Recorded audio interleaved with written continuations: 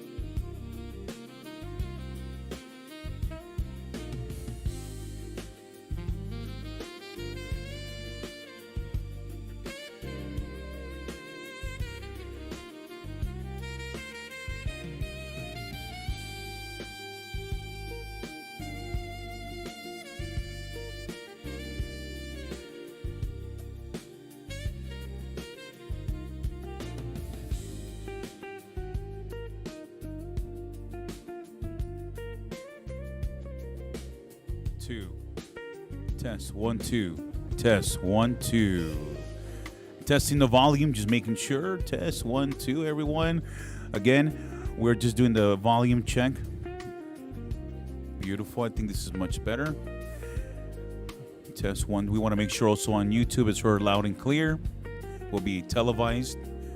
I think we're good to go, everyone. Great. Thank you.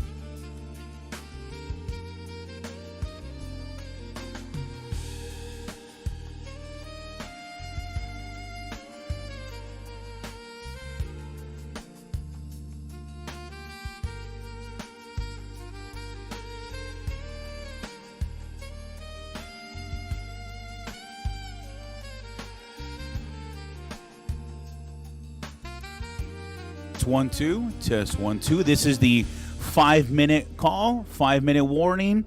We're going to get the program started in 5 minutes. This is your last opportunity to get some coffee before we get started. There's plenty of breakfast still available, bacon, sausage, you name it, along with fresh orange juice. We will get started in 5 minutes with the official program. Thank you.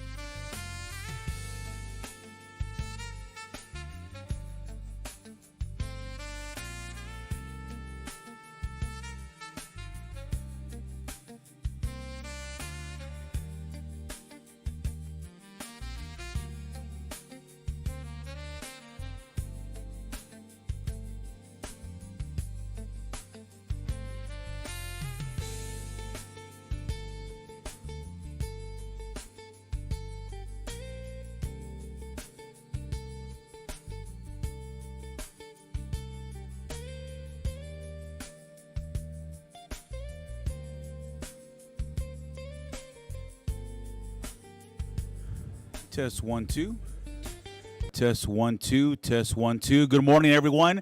This is the 1 minute warning. We're going to get started here in 1 minute. If you haven't done so already, there's a beautiful white table in the back there with cloth. You're able to put some business cards there, flyers. You see some posters there. We want to make sure that people network. If you have a business idea, whatever the case may be, please go ahead and put that information there. And lastly, just some items before we get started. For those looking for the restrooms, they're located straight down out of the hallway there on the lobby area to your right. Breakfast will be served through the duration of the event. A round of applause to our caterers, please. Mom and Pop's Cafe, locally in the city of Hemet, if I may say. And if you haven't done so already, I strongly recommend that you check out the beautiful courtyard that we have out there with cocktail tables. You're able to see our beautiful valley and really understand the new marketing that we have here, and more importantly, why your horizon is here. So we're going to get into that. So everyone, good morning. How's everyone doing today? That's the type of energy we want on a Thursday morning at 8:30. Welcome to the second annual Hemet Regional Economic Summit. My name is Ben Sandoval. I am the Economic Development Director for the beautiful city of Hemet, and it's my pleasure to bring this event back for a second time. We started it off last year as an idea, and it was very successful, and we were glad to bring it back. Look around this room this morning. You're going to have many different people who've traveled all across our valley this morning, from as far as the Coachella Valley, from the high deserts, YouTube, and right here from our backyard. Whether you come from northeast, southwest, we're so happy that you're here. Welcome to the city of Hemet, where your horizon is here. Thank you. We are absolutely delighted to have this caliber of leadership, of innovation, and capital gathered under one roof. Your presence today is a testament of the truth that we've been shouting from the rooftops for the last 2 years. Might as well have been from the Diamond Valley Mountains, folks, and trust me, I've ran those mountains twice, and they're pretty high. And what is that message? That Hemet is no longer the best-kept secret. Hemet is a destination. Hemet is back. Thank you. Today isn't a series of just presentations. This isn't just me talking. It's a briefing of a transformation. You're going to see exactly how we're moving the needle across three critical pillars: public safety, infrastructure, and private-public investment, the famous 3 Ps. We're going to pull back the curtain on the aggressive programs that we've been doing the last 2 years, from the entrepreneur to the kitchen grants, from the millions of dollars of payment that we've done and infrastructure improvements. You're going to see the local dreams and tax-paying realities. We're not operating in a vacuum anymore, folks. To understand why your next investment should be in Hemet, you need to understand the world around us. And we are joined today by experts like Dr. Daniel McDonald, round of applause, our keynote speaker, to bridge the gap between our local wins and losses, our regional and state outlook, and the national question, the question that all of us have been asking for the last 100 years. When are the interest rates going to drop? Well, today we're going to discuss the latest signals from the feds and the magic 5.9 threshold that is harder than an iron stone rock. We're going to see, is there relief on the horizon? Dr. McDonald, I'm hoping you can lead us the way today. And as those rates begin to moderate through 2026, the investors who win today will be the ones who are positioned themselves better before the rest starts in a few years. So, the better question, why Hemet? That's a good question. I'm glad all of you are thinking that right now. Why? Because Hemet offers something rare. And this is someone that came from LA County and knows about development or two. It has space, it has support, and it has stability. We have a team that has cut the red tape, folks, and replaced it with the red carpet experience. The Disneyland Fast Pass. And I heard those are pretty expensive these days. So it gives you an idea of what we're trying to do here in Hemet. We're revitalizing our historic core while paving the way for a digital infrastructure of tomorrow. We're no longer the best-kept secret, folks. We want to make sure that we're proving that the city can honor its roots while embracing high-tech, high-growth future for the economies of tomorrow. I'll leave you with this. For a long time, we got passed by. Today, they're stopping by. We have worked hard, and we've leaned in. And we made the tough choices to get our house in order. And the results are in the room today, folks. Look at the room around us. The momentum is undeniable. Take a look at the mountains. I've been preaching the San Jacinto Mountains since I started speaking up here this morning. Look at the streets and look at the data. You will see that we aren't just improving. You will see that your horizon is here. Hemet is back. Welcome to the city of Hemet.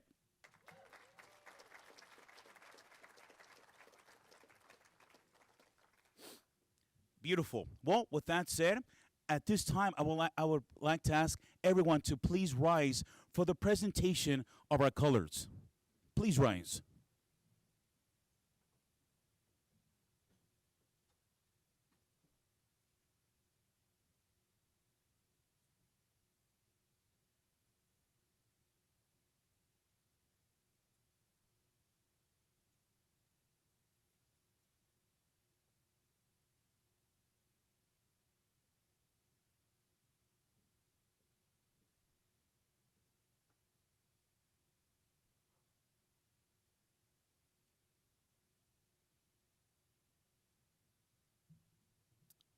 Please remain standing. It is my honor and pleasure to present singing the national anthem for the United States, performed by our none other Hemet Police Department, Officer Jake Dominguez.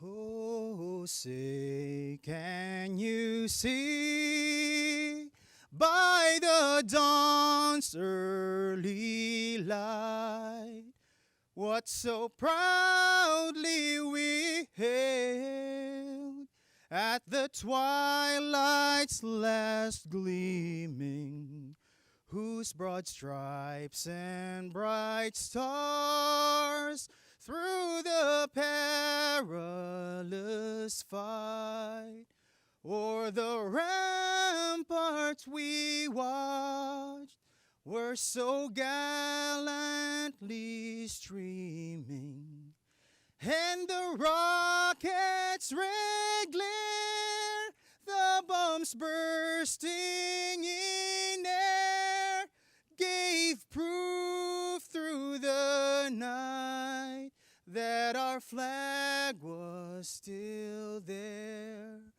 Or say, does that star-spangled banner yet wave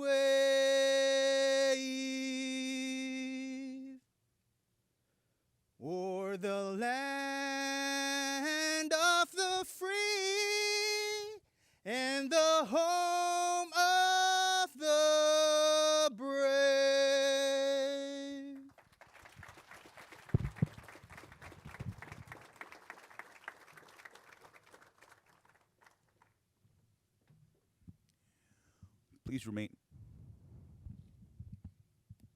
Please remain standing. Next up for the Pledge of Allegiance, our very own City of Hemet Vice Mayor Joe Miles.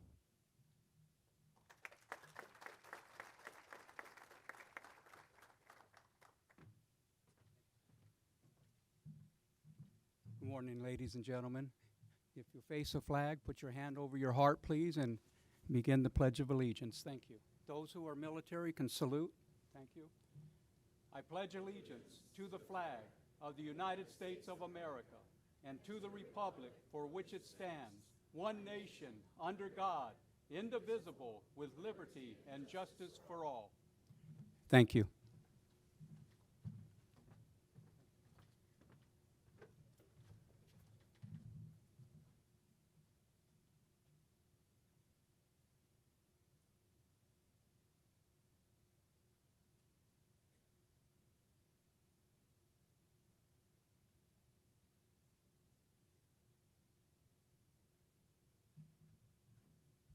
You may have a seat. Thank you.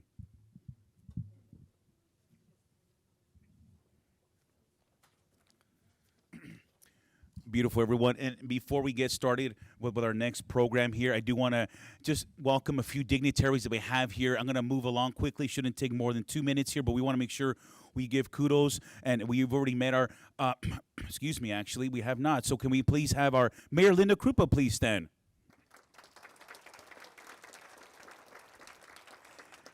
We have our vice mayor that just gave the Pledge of Allegiance. We also have our, please, right ahead. Councilmember Jackie Peterson. Our Councilmember Connie Howard Clark. We have from the 5th District Board of County Supervisors, Dr. Eshan Gutierrez. We also have from the city of Hemet, we have a few directors joining us here. We'd like to have the chief from Hemet PD, please rise, Mike Arellano. The community development director, Monique Annalise Fletcher. One of our battalion chiefs from Hemet Fire, Efren Vargas. And big kudos for really getting here at I think 3:30 and making this possible and working with me day in and day out. Kathy, our Hemet librarian manager, thank you for working with me and making this possible. I swear, I think she sleeps here every day, but that's how hard she is working to make this library very successful. So thank you, Kathy, for all you're doing here. And moving along here, I don't believe I saw her, but we did have a representative from Congressman Raoul's office, Lillian Everett, as well. I'm not sure if she's here. Beautiful. Nope. All right. Beautiful. We also have from the AMWD board members, Joe Grindstaff. Joe. From the Hemet Unified School District, we have Superintendent Dr. Christy Barrett. And we also have our Chamber of Commerce representatives. Can I have the board members of the Chamber please rise? These are our Hemet board members from the Hemet San Jacinto Chamber of Commerce. A pleasure to have and being able to work with them as well. And a big kudos to person that I met when I first started here and has really been a good partner and friend of mine, Miss Cindy Limke. Thank you, Cindy. Now, so some of our sponsors in making this event happen, and I'm going to move quickly here, but it's important to highlight them because they really allowed us to have this event this morning. I would like to start off with AMR. Round of applause for AMR, please. CR&R. And thank you to the executive director, the general manager, Alex, being here as well. FlexiSpot. SRCAR.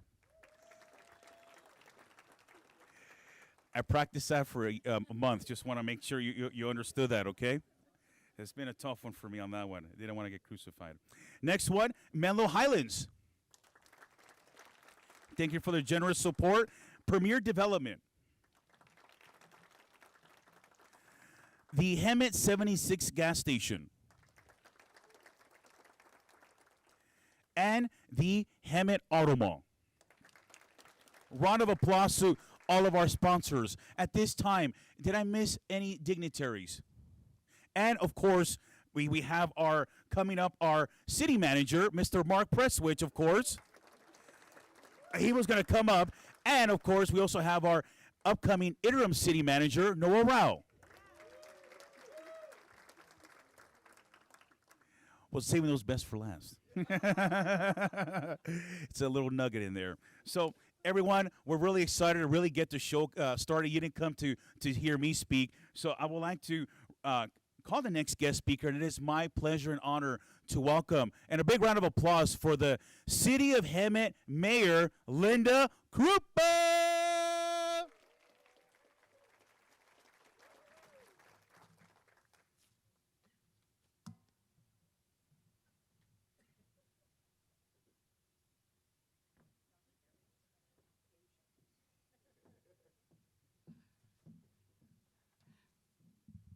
Good morning, everyone.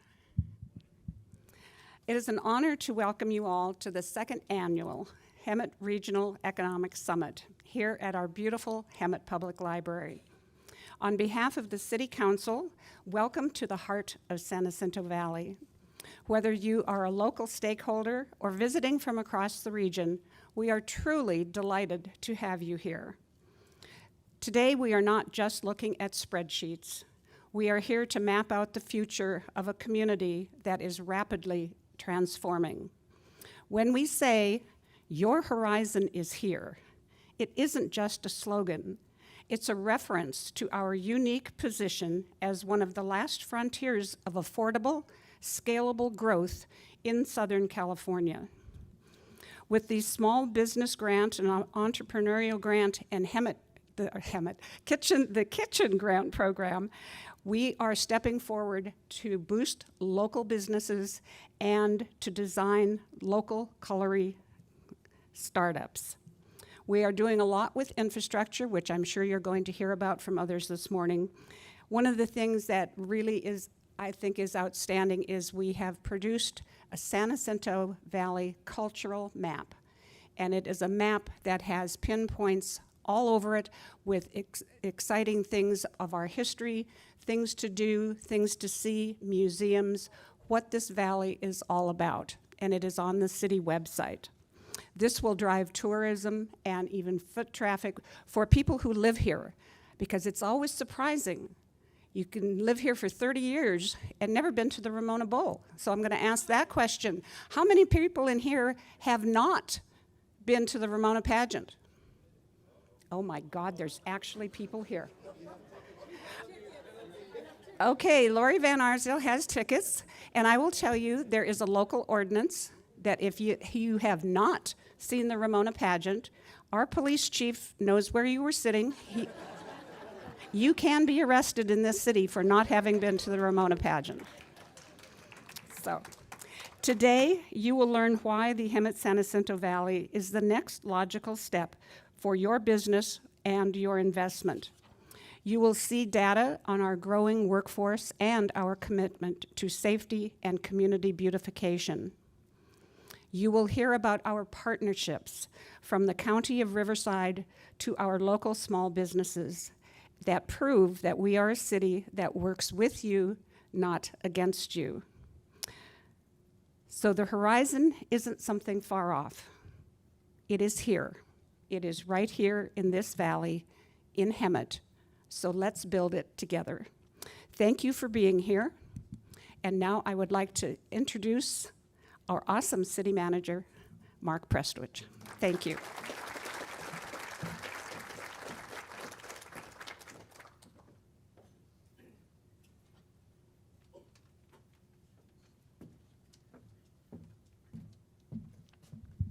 Thank you, Mayor Krupa. Can everyone hear me okay? Good. Good morning. It's an honor to stand before you. I returned to Hemet just over 3 years ago to close out my career in Hemet and hope to apply the lessons of my career to my hometown, and it's been an honor. Someone seemed to allude to a retirement soon. I'm not sure what that's about yet. But this is personal for me. I care deeply about the valley, the city that I was raised in. I care deeply about where the city is headed and creating the conditions that encourage investment. Today, I was asked to talk about one central idea and question. What can a city do to increase the probability that private investment will occur? And through my career, I've seen these types of transformations where a city with a tired or quiet downtown becomes a hustle and bustle, difficult to find a parking space type of town. And so I've seen a town transition over as short as 13 years from tired and quiet to hustle and bustle. Government does not create wealth, developers do. Investors do, employers do. The city's job is to create the environment where that investment has a higher degree of success or probability of success. And I think Ben alluded to this. I see three key pillars to how that occurs. And we'll talk about each of these. First, a safe community, followed by quality infrastructure, followed by a responsive development process. So let's begin with a safe community. Investment follows safety. No serious business will invest in a community that does not feel secure. Since the passage of Measure U, which is a 1% sales tax in 2016, we've experienced some remarkable sustained progress in the form of public safety. If you go back just 10 years ago, our violent crime rate, our property crime rates were substantially above the state average. Not a little, substantially. It was the call to action at that time that led to the passage of that ballot measure. And today, over time, we've seen continued sustained progress, as I mentioned, and particularly in the last 3 years. Here's something that might surprise you today. Our crime rates, violent and property crime, are now below the state average.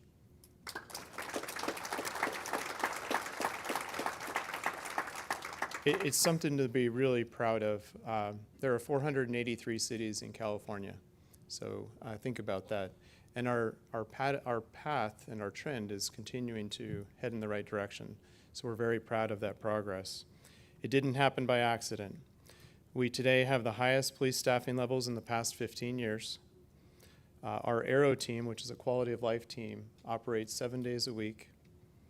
We have invested in and maintained more than 100 Condor and flock cameras. We had 50 when I started. We had 47 when I started just over 3 years ago. Today over 100. We have aggressively coordinated with retailers to reduce retail theft. We have deployed state-of-the-art technology, drones, a real-time information center, just like you see on television, modern tasers, improved reporting systems, and advanced training. The police chief would even tell you that we've attracted the Cops show, right? And we're going to be airing sometime later this year. I think he has final say on the script, so stay tuned. It's coming to a television near you. Safety is not just about enforcement, it's about building confidence. When families feel secure and businesses feel supported, capital follows. Let's talk about the second pillar, infrastructure. Private investment also follows quality infrastructure. This was particularly true in the city of Napa, where I worked for about 7 years. Over the past 3 years, the city of Hemet has invested more than $30 million in street maintenance and rehabilitation. We've raised our pavement condition index from 52, it's a score of 0 to 100, 1 to 100. We've raised that score from 52 to 63, an 11-point increase in just 3 years. Complementing our local effort, Caltrans invested an additional $50 million paving the main corridor in town, Highway 74, Florida Avenue. When you drive through Hemet today, you can feel the difference. These structural improvements signal a city that's on the rise. Let's turn to responsiveness on the development front. The third pillar is simple but critical. You should not have to fight City Hall to invest here. We are completing the transition to a modern integrated development review software platform that will go live in summer, that will move projects holistically rather than in silos. We have commissioned and completed an independent third-party review of our development process, and we are actively implementing those recommendations. A simple but major improvement has been simply returning the building and code enforcement operations to City Hall, a one-stop shop for our customers. Additional access, better coordination and faster service for every applicant. And by the way, all vacant planning positions that have been vacant truly over the last 3 years have been filled as of about a month ago. That's something. We're far better prepared today to help advance your projects efficiently. Much of the work has been guided by our CalEd award-winning economic development strategy, Hemet Rises. Under this framework, we have deployed and are actively managing a strong suite of funded incentive programs designed to accelerate private investment and economic vitality. I want to walk you through a number of these programs because we've been taking actions on several of these just this week. First, you heard Ben mention the kitchen grant. This past Tuesday, just a couple days ago, feels like just a couple minutes ago because I think we had a late Tuesday and several of us in the room had a late Wednesday also. But the City Council awarded $750,000 in kitchen grants on Tuesday. We're looking forward to. We weren't in a financial position to do that until the recent years, but we're looking forward to partnering with these businesses and growing some hometown heroes locally. The council has also awarded nearly $1 million in facade improvement grants. These grants are going to transform some buildings that you see around town over the coming year. We have an active CDBG business incentive program grant that's live. In addition to that, the city has what is probably one of California's most aggressive hotel investment programs.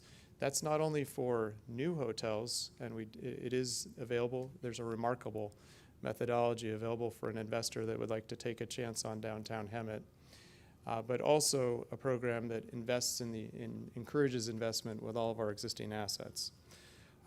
In addition to that, the City Council has put into motion an auto tax sharing incentive program to support dealership expansion and facility investments at the Hemet Auto Mall. It's our economic engine. We're so proud of the work that we're doing in partnership with the Hemet Auto Mall, so thank you on that front.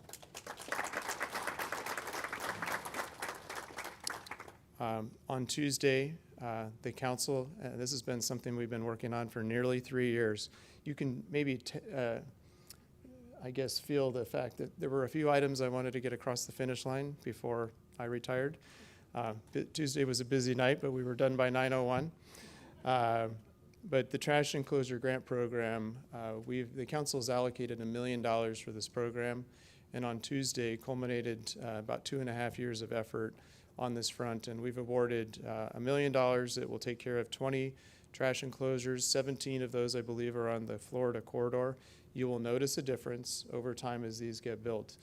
They're going to be built according to the city standard, which is a very beautiful trash enclosure. If you've ever eaten at La Moranita restaurant, that's a great location to see what this looks like in action. But you're going to see these pop up over the next 12 months in town. And last but not least is we've put into motion a storefront vandalism relief program. We want to put a backstop in place and have funded this for 3 consecutive years to support businesses that do experience vandalism here and there. So that's a front window, that's a back door, something like that. We're there to support our business community. So these programs are active and they're producing results. I want to echo now the references that Ben and the mayor have made regarding the branding effort. So for the past year, the city has worked on a very important branding effort because we've taken care of a lot of needs within the organization, and now it's time to begin telling our story to the valley and the region and beyond. And so this branding, and take a look at that beautiful step and repeat back there. I'd like to see people take photographs in front of that today. Please share those photographs liberally on social media. This arrived in City Hall last week. We figured out how to put it together on day 2. But we needed to practice because that's going to Las Vegas in a couple weeks. And we're going to share that with these other banners with the development community and our friends in Riverside County who are going to notice that something's different about the look and feel of Hemet today. So yes, your horizon is here, and that's a metaphor in so many different ways.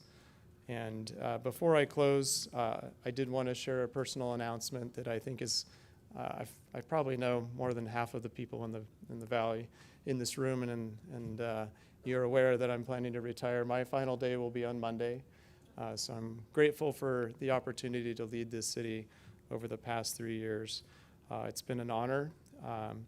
This is the community that raised me. And I've been proud to lead the team that has driven so much of the progress we are celebrating here today. I leave with full confidence that the momentum Hemet has built is real, it is structural, and it will endure. The systems we have put in place, the staff we have developed, the programs we have funded, and the partnerships we have forged will carry this city forward. Hemet's best days are ahead of us. I shouldn't get emotional. Public safety is improving, infrastructure is improving, Our development process is improving. Our economic strategy is delivering measurable results. Our staff is committed and capable. We are open for business. The city looks forward to sitting down with you, one project at a time, to help you build your California dream. Thank you.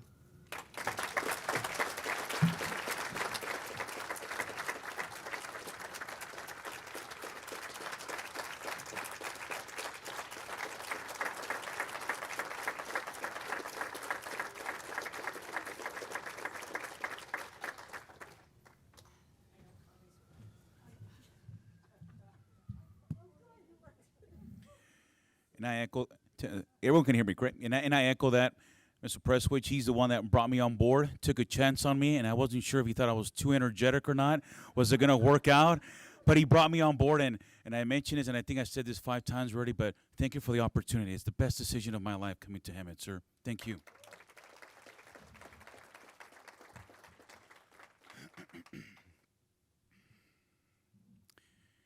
Now, next up, we have our none other than our County Board of Supervisors, showing the great partnership between county and local government.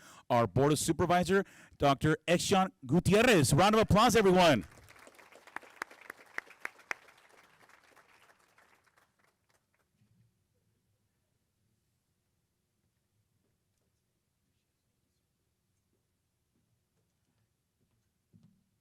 Well, good morning. I think it's on, okay. Good morning, everyone. I'm so excited to be here today, and thank you, Mark, for your leadership, your partnership in working with the county. It's been tremendous during those 3 years. I just want to thank you for your leadership.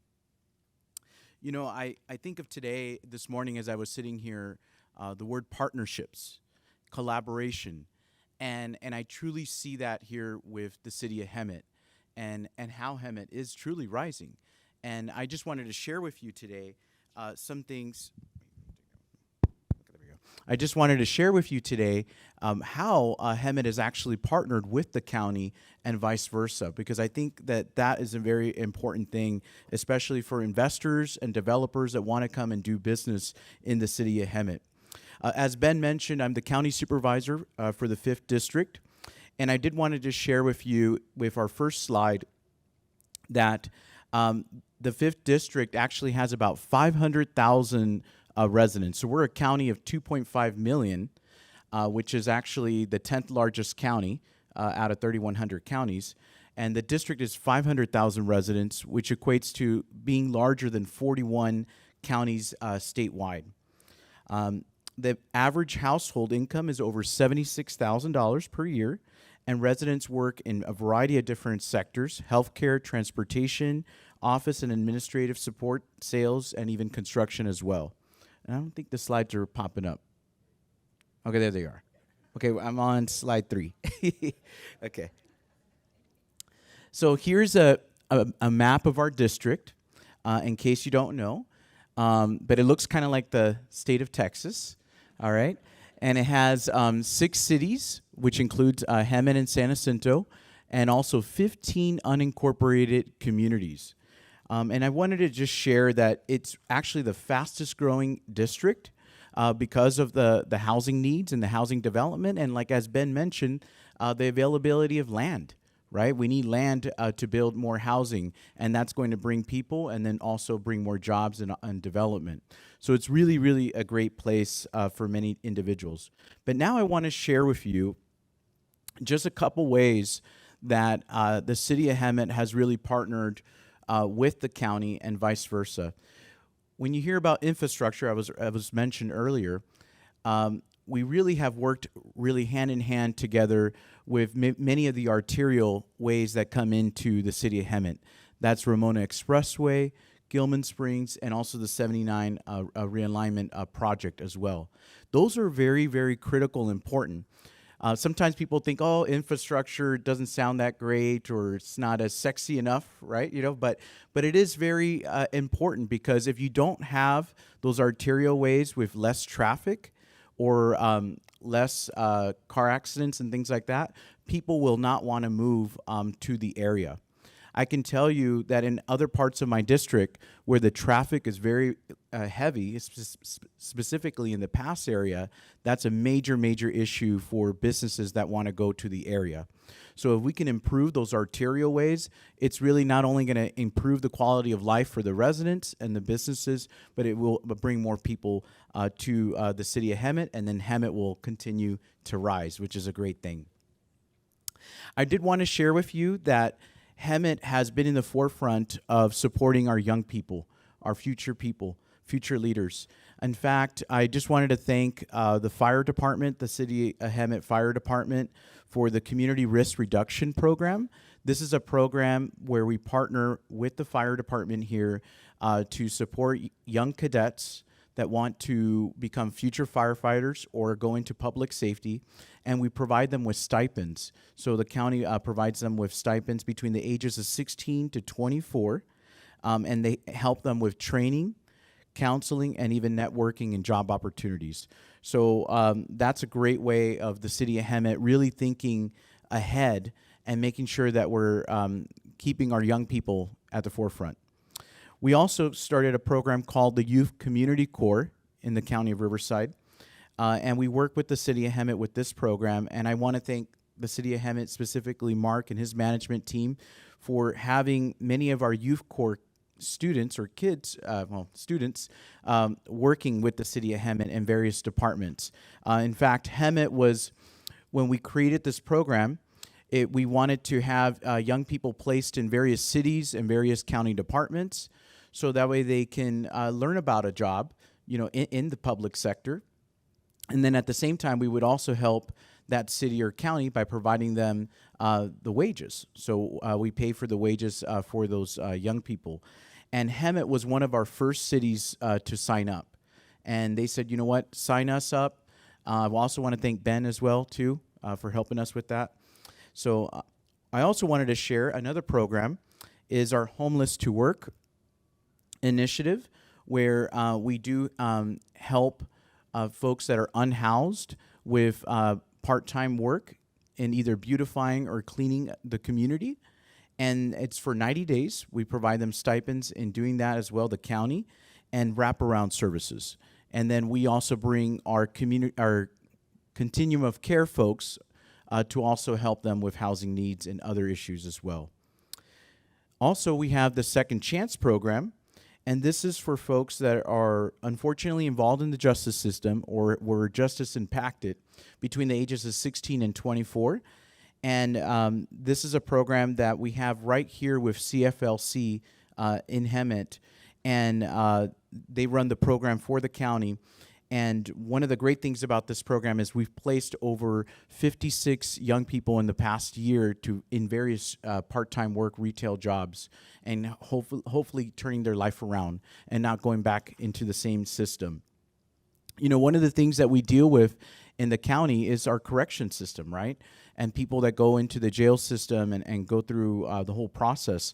And we want to make sure that we're doing all that we can here in the county, and and the city wants to make sure too for our young people as well. In terms of workforce development, it's also a great tool that we have here in the county. We have a workforce development division, and also our Office of Economic Development, which will also be at the ICSC. So we will see you at the ICSC. And if you're wondering what that is, it's basically, I don't know what it stands for, but but it's basically a conference in Las Vegas where we bring businesses and developers, and we try to bring those businesses to the communities here. So I know that Hemet is going to be there. Many of the council members will be there really fighting and advocating to bring those employers to the city of Hemet. So our workforce development team and our Office of Economic Development team will also be there from the county. And again, at the end of the day, if a business comes here to the city of Hemet, it's a win for the county too. It's a win for the county. We don't fight over that. At the end of the day, if they're coming here to Hemet, it's a great, great win for all of us. Did want to just share with you that we also have many different programs similar as well to the city of Hemet, from on-the-job training programs that we offer from Workforce Development and Office of Economic Development to internships. We also have a Business Assistance Now program, and this program helps businesses navigate permitting, hiring, and training resources, and also access to financial assistance. And that's always open to all City of Hemet residents, and many businesses from Hemet actually do reach out to our office, the 5th District, and our Office of Economic Development too as well. Building on these efforts, I did want to just share with you that another great opportunity that we have worked with in the 5th District is establishing a business hub innovation center. And so we have that with Mount San Jacinto Community College. Do we have anyone from Mount San Jacinto Community College? All right, great. All right, give them a round of applause. Awesome. So we are working with them and also the cities of Beaumont and also Mount San Jacinto Community College in establishing that business hub for innovation and for where new businesses can actually go there, seek counseling, seek assistance from our Workforce Development, Office of Economic Development, and that is also open to all businesses of Hemet as well. In terms of infrastructure, as I mentioned earlier, we're working on improvements with the Gilman Springs. We're also working in improvements on Ramona Expressway, the 79 realignment, and we've also invested $3 million into the San Jacinto groundwater treatment facility, providing clean local water for 25,000 homes in this area starting this year. We've also assisted the city of Hemet with modernizing the fire station, which is the busiest station here in the city of Hemet, and then also developing 7 heli hydrants, which are basically these technology that we have to help respond to fires faster. So what they do is they go to certain locations where we have established the heli hydrant pads, and they're able to vacuum the water from there and then respond to the fires quicker. So as you can see, we're really working hand in hand with the city of Hemet to make this the best place for everyone. We also received a big grant from the state, and we administered it here in the valley, which is the $12 million San Jacinto Riverbed Encampment Response Grant. And this is really important because if folks when they want to come to a city, when they want to whether live here or establish a business, they also look at the homelessness rate as well. And I'm very proud to say that we've actually been able to drop the homeless rate here in the valley because of this grant. In fact, we've been able to serve 429 individuals so far this past year, and we've housed 251 individuals as well. So it's a great, great initiative. And I also just wanted to share with you that the grant works so well that now, unfortunately, the grant is ending, but what we did at the county is we provided funding to continue those services for the Valley area. So that was a big initiative of mine that I wanted to continue to do. We've also, we continue to partner with the city of Hemet in various cities. Specifically, one project is the Palm Villas project, where we've invested $5.5 million, bringing over 108 much-needed affordable apartments to low-income families as well. So we will continue to do that more and more as well. And just we saw a 19%, there's a point-in-time count that we do, the county does every 2 years, and it was a 19% countywide decrease in unsheltered homelessness and a 41% decrease in the Hemet-San Jacinto Valley area. And it's really because of the funds that we put in that grant. So again, I don't want to take up too much of your time because I know we have other speakers as well, but my team always wants me to share and put a plug in for a very special program that we have, and it's one of my favorites actually. It's our Furry Pet Foster Program. And so if you're looking to foster a pet and you want a companion, we as a county are actually paying you to foster a pet. So you can actually earn up to $10, actually $10 a night or $20 a night if you foster 2 pets. It also provides a $600 bonus for anyone getting them adopted in less than 2 weeks. And we've been able to actually save many pets. In fact, 519 were fostered in the past year, and 92 were fostered and adopted. And we were able to save from being euthanized. So we're very excited about that program.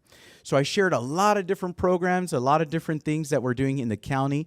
And I just wanted to leave you with this. Reach out to our office if you want to learn more about those on-the-job training grants that we offer to businesses. If you want to learn about our Hire D5 programs, Hire a Veteran, Hire a Senior, we got all kinds of great initiatives. Please reach out to our office. Our email's right there, district5@rifco.org, or our phone number. You can also reach out. And then we also offer many different grants to our CBOs and businesses, and you can access those grants at rifcodistrict5.org. And again, it's such a thrill and honor to be here with all of you, and Hemet is continuing to rise. And again, thank you so much for having me.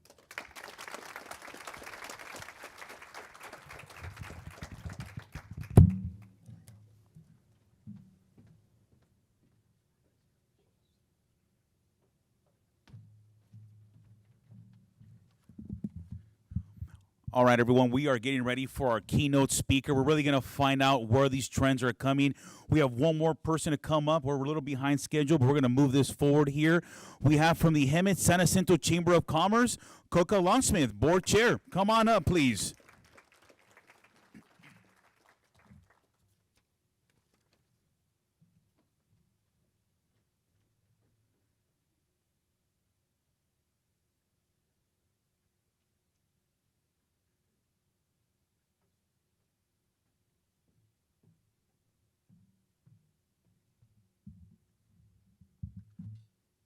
Good morning.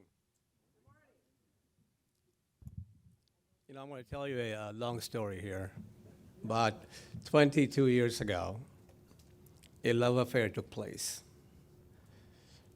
My wife, Dr. Coca, and I moved here with our 3.5-year-old daughter and our 21-day-old son. I'm not trying to get emotional here, but this is home, so we call this home. We've seen a lot happen in this valley. Ups and downs, just like life. But the people of this valley is the strength of this valley. Hemet is people. Hemet is place. Hemet is happening. And I want to thank the Hemet leadership for what they do, how they do, and what they're doing for us today. Good morning again, everyone. My name is Coca Lakshman. Everybody calls me Coca, so if you like me, call me Coca. If you don't, go and practice saying how to say Lakshman forever, and then see me in about 25 years. I want to talk about where we stand. It's wonderful to hear the leadership that came and spoke about in front of me. And I was telling Ben, I said, why am I following the supervisor? And he said, at least you're not following the mayor or the city manager. I said, oh, good point there. So looking at the big picture, Hemet sits at a pivotal point in the Inland Empire. If you really look at Hemet, it's not starting from zero. It has population, location, land, we talked like the city manager spoke about, and community.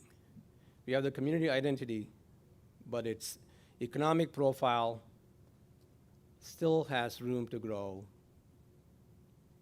relative to the broader county and the state. That gap you see is the opportunity for Hemet and the people that believe in Hemet, that want to do business in Hemet.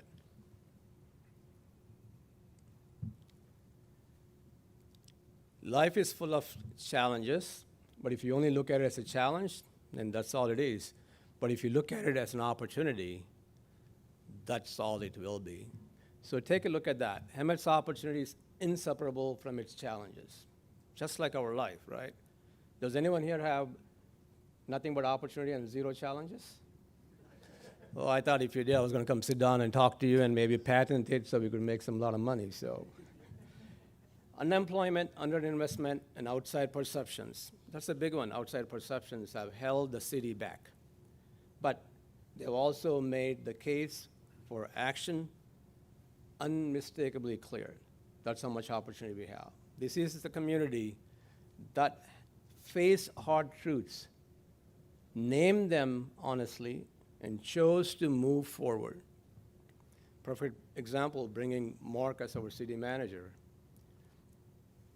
People may have thought he's crazy to take the position, but I'm glad he did, and look where we are. If you look at the challenges, years of underinvestment have limited the city's economic momentum. Persistent perception issues have not reflected Hemet's real potential. Far often, these perceptions are from people that don't even live here. They do not even know the reality of this beautiful valley. And that's where the opportunity comes.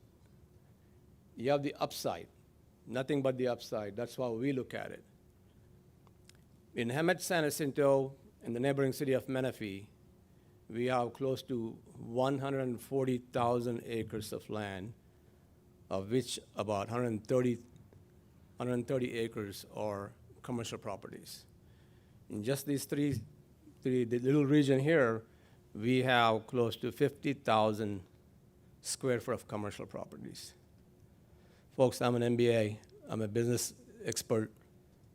I'm not going to put my money where it's not where it should be belonging. I have 2 children. Yes, they're physicians, they don't need me, but I still want to do it right. So if you're thinking of coming to Hemet, you're thinking right. Hemet rises. You know, when it first came out, everybody kept wondering what it is, how it is, and whatnot. And I know there were people that were naysayers, and there were people that were supporters. When we talked, and I said, hey, give it a chance. And look what happened. We won national recognition. Kudos to you guys. As Mark mentioned earlier, Hemet Rises is basically place, people, and process. Infrastructure. Look what's happened in the last 3 years. When I give kudos to the city manager, it really goes to the city council, the city leadership, and the most important Hemet residents, all of us. Yes, I'm taking credit too. Look at the Hemet Auto Mall revitalization, the restaurant grant program for our downtown dining area. I think that should be expanded out to the west side. That's another story. I think it's happening. Restoration and activation of the historic Hemet Theater and the iconic Ramona Bowl Amphitheater. Which little town has all this, folks? And people, I don't even want to talk about it. I've been saying that all along. The community and culture in this little valley is untouchable. I'm from Ohio. I lived in Cerritos, Orange County, and I'm here in Hemet. And believe me, Hemet is really heaven like they used to say back then. And I think we're bringing it back again. And the process, a lot has changed over the years. I remember when we tried to do our medical building here, how long it took, and I'm seeing what is happening now. So we are moving along. The new Hemet, the brand identity and signals, what does it signal, right? Basically, the brand communicates we are modern, we are confident, we are open to business. That's what Hemet is.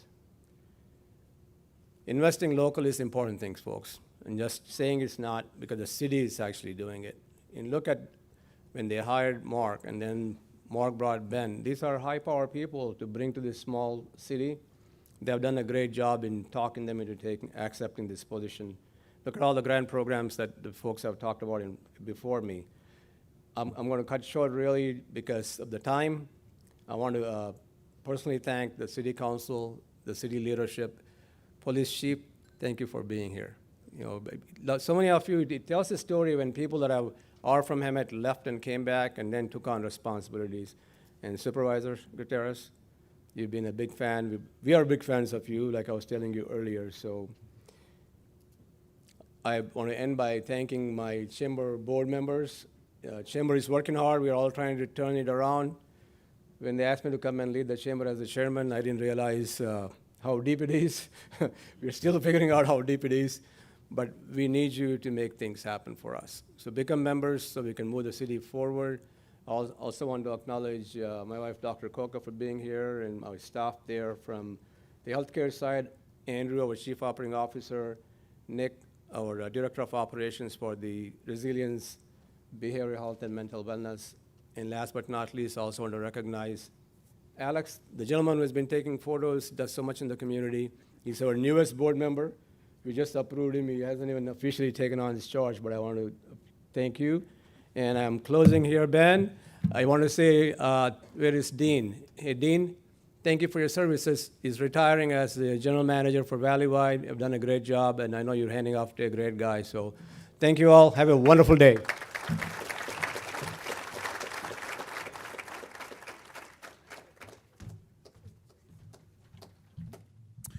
All right, everyone, we have reached that point. We're going to get into the keynote speaker, but you know what? We're working something behind the scenes. We're trying our very best to see if we can get it on to today's agenda, and wouldn't you know it, we did. You're all in for a treat. We're going to make the worldwide red carpet premiere of the 2026 Hemet Economic Development video. Sit back, relax, enjoy the video. It's 3 minutes. This is the perfect time. You want to grab some coffee, orange juice, some breakfast still. But this is the world premiere. It may win an Oscar. We'll see. Stand back. Here we go.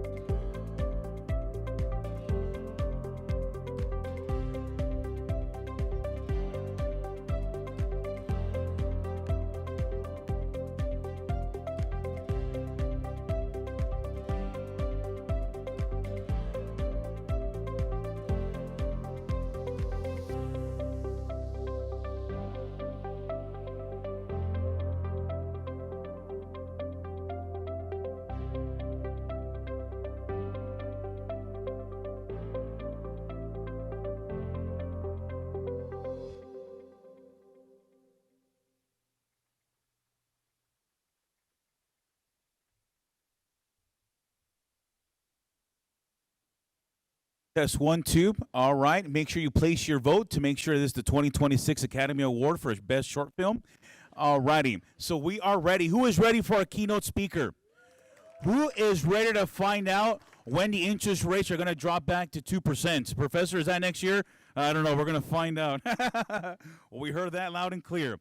All right, everyone. It is my pleasure to present Daniel McDonald, PhD, professor and chair of the Economics Development Department at California State University, San Bernardino. He is also the founder of the Inland Empire Dynamic Insights LLC, which is a consulting firm. He began working at CSUSB in 2013, and he's had over a decade of experience in academic and applied research, including labor markets, home ownership, consumer economics, economic history, and much more. He lives in Redlands with his wife and 9-year-old daughter. Everyone, round of applause for Professor Daniel McDonald.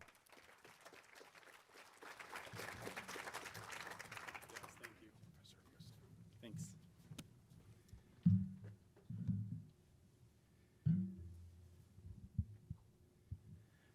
Good morning, everyone. Well, thank you for having me. As I learned recently, instead of saying welcome to you, I'm supposed to say welcome in. It's a little bit more inviting. It's a little bit more warm.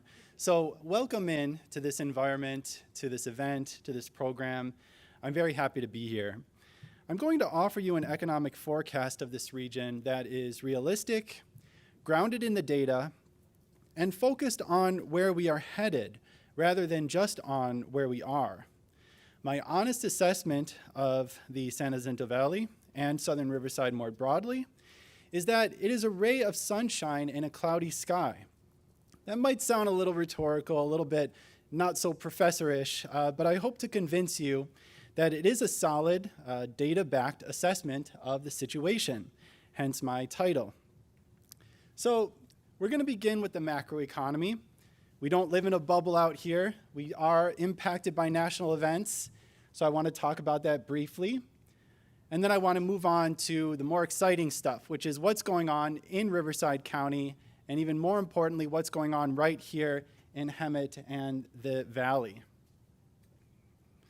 So California's GDP growth, which is the green bar there, if you notice, has been a little higher than the black bar, which is the overall US GDP growth. So basically, California's economy has been outperforming the rest of the nation, even as the pace of that growth has slowed from the post-pandemic rebound.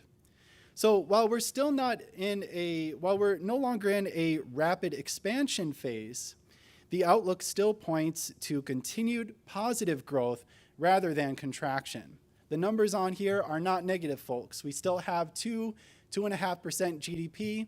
That's very stable. That's very much in line with historic trends. Interest rates remain one of the biggest constraints on growth-sensitive sectors like housing, construction, and business expansion. Further, as we see in this chart, interest rates have been very stubborn. You'll notice the green line, which is the line that the Fed has control over, the green line has been coming down. But that black solid line, that's mortgage rates.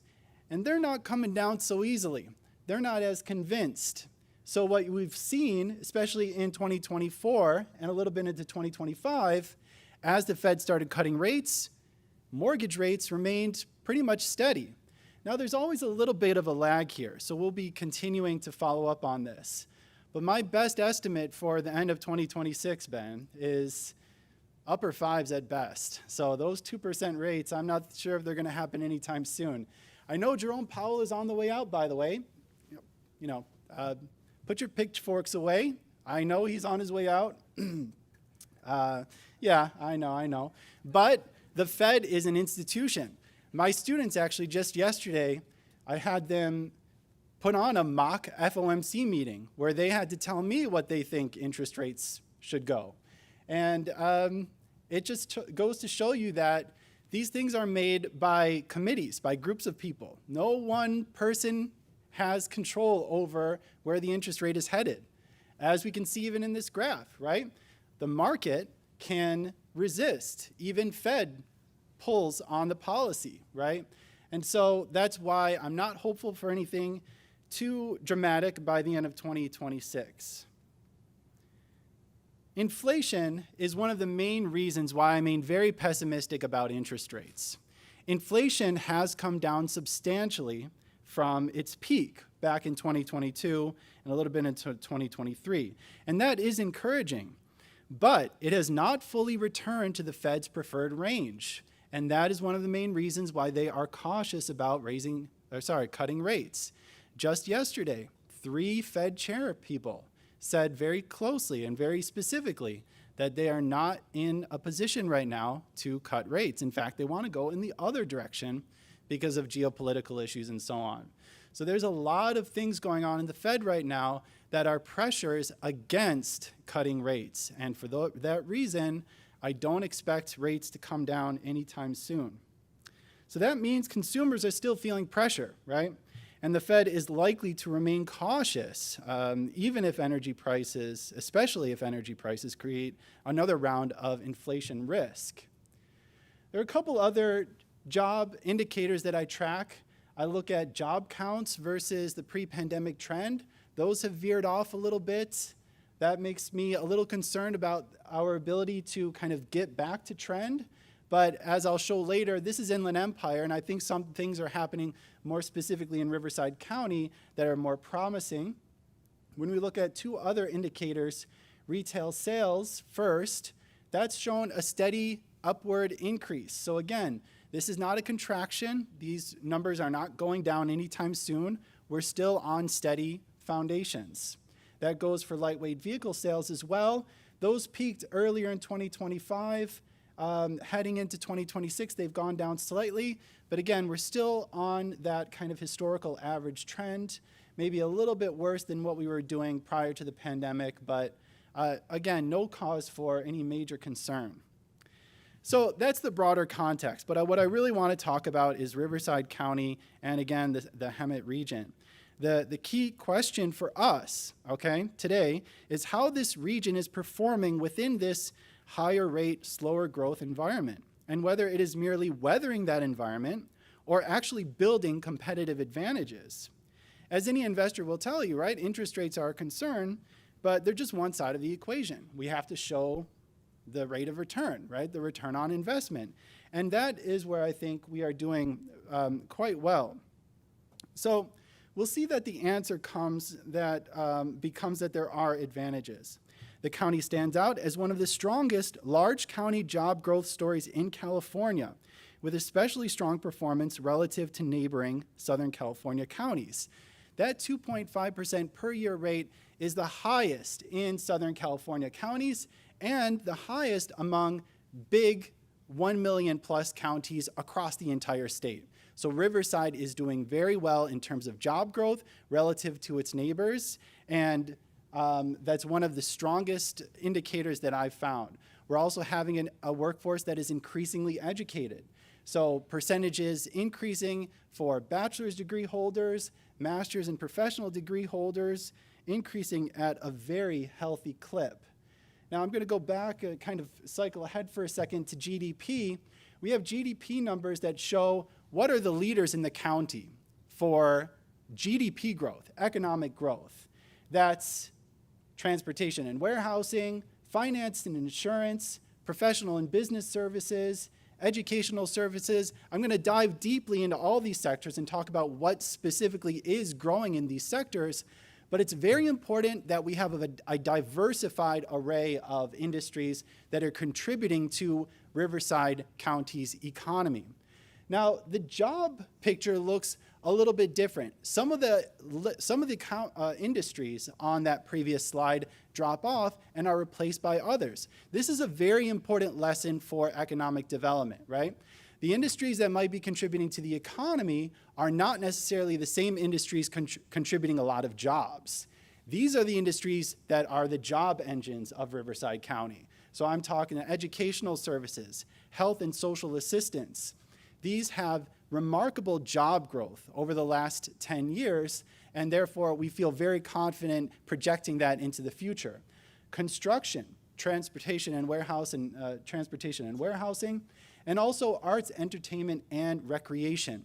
So all of these are our job engines. Again, going to this GDP chart, right? You saw finance, insurance, and real estate. That's an important industry. It contributes to the economy, but not necessarily to jobs, okay? Jobs in some of these subsectors have actually gone down a little bit over the years. They become more efficient, so they can do more with less workers. They're still important, but they're not the job creators, okay? The job creators are on that previous slide. And when you dive into the subsectors, so which subsectors within logistics, education, and health, right? Those show you where the future is headed within these industries, okay? So within logistics, it's not just warehouse and storage. It's not just the big buildings. It's all the support networks that support logistics. Specialized freight has seen one of the most rapid job growths. Logistics intermediaries regarding freight, logistics support. So it's a whole network of different subsectors that are supporting the logistics industry. And these are the subsectors that we feel like going forward are going to be the job creators. The health and social assistance sector has undergone an amazing transformation since the pandemic, as I'm sure Coca can speak a lot to. But what we've seen there, for example, is a decline in physicians' offices, core physicians' offices, but a growth in non-physician health practitioners. So I'm talking about your chiropractors, your optometrists, your dentists. These subsectors have grown remarkably over the last 10 years, and these are the subsectors of health and social assistance. A very important aspect of the NAICS 62 here is counseling, community, and family support. So our social workers, our counselors, psychiatrists, mental health, these are all extremely important, very fast-growing subsectors over a 10-year period where, again, we feel confident saying that for the next 5 years, these are the specific areas that are growing. So again, when you're thinking about logistics, right? We're thinking about heavy truck drivers, freight, stock and materials movers, managers and supervisors in logistics. Within the occupational profile of the Riverside workforce, we've seen a growth of managerial occupations, okay?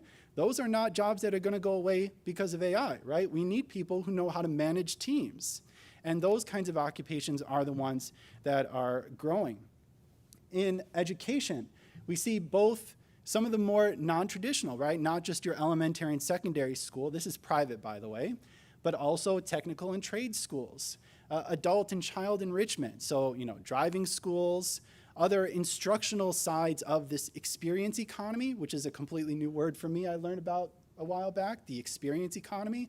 Like you've gone to those kinds of, escape rooms and things like that. But there's an instructional side of that too, right? My daughter a couple weeks ago she's 9 years old, she went to a little cooking demonstration, right? That one of her friends' parents had organized, right? They got to bake something, or another one was painting, right? So these kinds of experiences, but have an instructional side, they've grown remarkably over the last 10 years, and we expect that to continue as well. Now, this all sounds positive, and I'm trying to outline where I see really, where are these growths? Where are the slopes, right? There are absolutely some headwinds, right? The unemployment rate has ticked up ever so slightly over the last 3 years. We're talking maybe 0.4 percentage points per year, okay? Nothing to write home about, but that number has been going up a little bit. Again, another thing, I gave my students yesterday in macroeconomics this graph, and I said, what does this mean when you look at this chart? Does it mean you should raise rates, lower rates, or keep them the same? I ask you all to take a second and think about how would you interpret this, right? Historically, unemployment rates are still pretty low. That's what my students thought about this graph. But that slight uptick is a little bit of a risk, right? A little bit of a cautionary tale. Maybe we do need to, maybe somebody's got to call up Jerome Powell, tell him, or his successor, Kevin Warsh, and say, we've got to find a way to maybe cut rates a little sooner, right? Another thing that has been hitting Riverside County cities is this, volatility in taxable sales. We saw this big jump in 2021 and 22. Things have just kind of leveled off since then, though. So again, we don't see any sharp decline. I've looked at these same data for San Bernardino County, and they've started to reverse already, start to move back up again. But it is something that will, impact cities throughout the region. one of the biggest things that I talk about is migration. It's very important to me. I'm a migrant. I came from Webster, New York, which is a suburb of Rochester, and I moved out here, and I love it.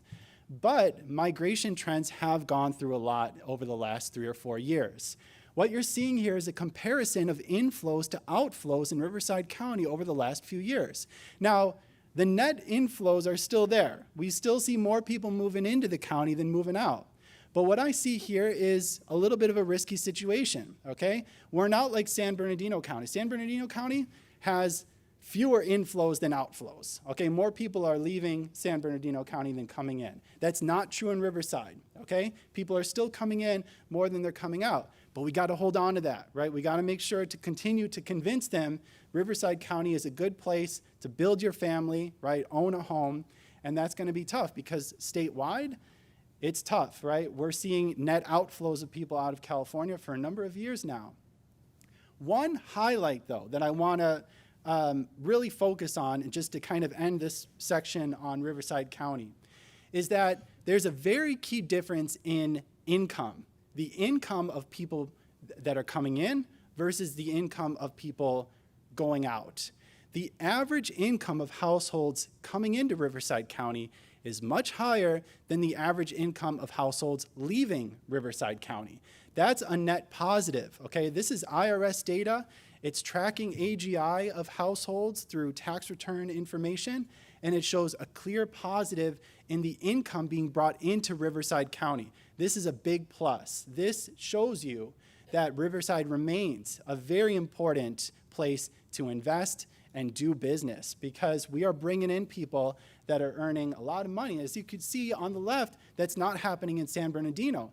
In San Bernardino, again, not only do we have more people leaving than coming in, but the people that are leaving are taking out higher average income than the people coming in. So another way in which Riverside is really quite different from our neighbors. Now, I want to end because, as I've been talking about since the beginning of this is what we kind of came here for, is to really talk about what's going on in the region.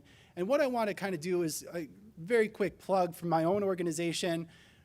You've seen a lot of statistics where we are at, right? My organization, my consulting firm, focuses on where you guys are headed, right? It's about the change. It's about the dynamics. That's what is really what my passion is in understanding economic development. Not where you currently are, which may be great, right? But where are you headed? And there's an immense amount of potential and immense amount of momentum, more specifically, to use another physics analogy, going on in Hemet and San Jacinto.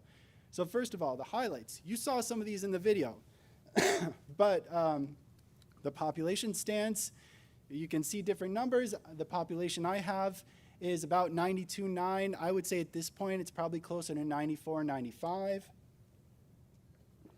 But again, focus on the trends. Where are we headed? That's positive population growth, and that's not happening everywhere, okay? Some of the big cities, by the way, that'll tell you they're big cities, their population growth is not positive. They're losing people, okay? So this is something to really be impressed by. The over 16 population in particular has grown 7%. The median age you saw in the video, 39.8, 40.1, it's not that big of a difference, right? It's stable. And we are trending down, okay, in terms of median age, very slightly. Home ownership rate, 64.3%, and growing since 2019. The single-family detached housing stock, we've seen on the video some of the developments there.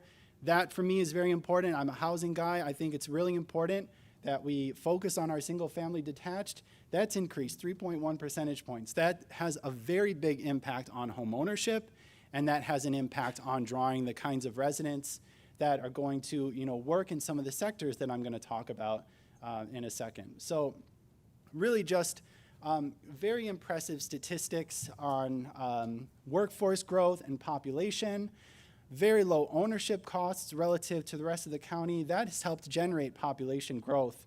And the city is absolutely set to eclipse 100,000, I believe, in just a few years. Median income growth, you saw the video, 59. I've got 62. And these are survey data coming from the American Community Survey. It's a required survey that households in Hemet need to fill out. Only a certain fraction of the population fills these out any particular year. But the American Community Survey is it's the gold standard of data on communities. And I've got 62,000. More impressive than that is an over 50% median income growth over the last 5 years. So that's over 10% per year growth in median income. I think anybody in this room can really, you see that when you're out there. But those statistics are real. It points to a real growth in the purchasing power of its residents. You saw some, data on real estate demand and so on. All of that is backed up by these income data that are increasing. The residents are becoming more educated and working increasingly in middle and higher income industries like education and health services. The real estate market, as I'll talk about in a little bit, obviously the real estate market is not looking like it did a few years ago, but it's steady. And that's important because in some markets, again, we are seeing some declines in some of the core parts of the county, both Riverside and San Bernardino. So overall, Hemet is a promising place to invest, absolutely, and to do business. And it's become, more importantly, increasingly competitive in recent years. So let's talk about some of the data that kind of show this. So first of all, some of the numbers here about the total employed increasing by 12.9% over 5 years. The self-employed, we talked about, right, entrepreneurs. That's a big deal. And in Hemet, we're seeing an increase in the percentage of the workforce that is self-employed, and not by just a little bit. That's 3.2 percentage points. That places it above the Riverside County average now. So we're attracting those kinds of entrepreneurs and small businesses that really generate the culture and fuel the economy. We're seeing increases in the workforce in industries like education and health, where now Hemet's residents are a little above the Riverside County average. And again, the median income, it might be low relative to the county average, but it's growing. That 57.3% rate, again, that's coming from the American Community Survey, that is the fastest in Riverside County among major cities. So I really think that's an amazing achievement to be able to see the city grow so much in terms of its income and what that means for purchasing power and demand and opportunities for investment. Now, on the residential real estate side, as I've said, across the U.S., California, and even Riverside County, there's been a significant slowdown. SCRAR, right? You guys know this better than anybody, right? Median days on market, all those things. I look at them too. I'm depressed by them too. But there are some nice pieces of data that have come out specifically from Hemet and the San Jacinto Valley. So, for example, we do have lower ownership costs. We have changing demographics that I highlighted earlier. And as a result of this, the inventory has gone up. It's moving slow relative to historical averages, but not relative to the rest of the county. And San Jacinto, in some ways, is doing even a little bit better. So let's talk about that. So first of all, summer housing market. As we saw back in 20 and 21, summer housing sales were much higher than they are today, about half what they are, what they were in the summer 2025 season, and we don't expect this to be any different for 2026. So again, interest rates remain high, right? The market is just moving slow. There is not as much demand out there as there was. Now that creates opportunities as well, but it definitely, we expect that bar to be very similar for 2026 when the data come out and later this fall. When we look specifically at ZIPs, again, you can look at this and say, well, it doesn't look like the market has really grown or changed that much. But again, in a market that suffers from a lot of turbulence, that's not such a bad thing. The highest priced ZIP in Hemet, that's 92544. That stayed mostly flat over the last 1 to 2 years. We've seen some growth in the cheapest ZIP, so that's over on the east, that's 92543. We've even seen a little bit of growth in 92545. So the market has, if you look at just the past year, right, median listing prices have come down in 2 out of those 3 markets. Not just attention, in fact, action, right? This is a city gaining population, strengthening its workforce, and becoming more competitive, okay? it is really a ray of sunshine in a very kind of cloudy sky right now. And I hope the data that I've shown you has convinced you a little bit about really what is going on out here and how we really are doing something quite unique. So you can scan that QR code if you're interested. I've also got some business cards in the back. I'm happy to connect with you about anything that I talked about. And just thank you very much for your time.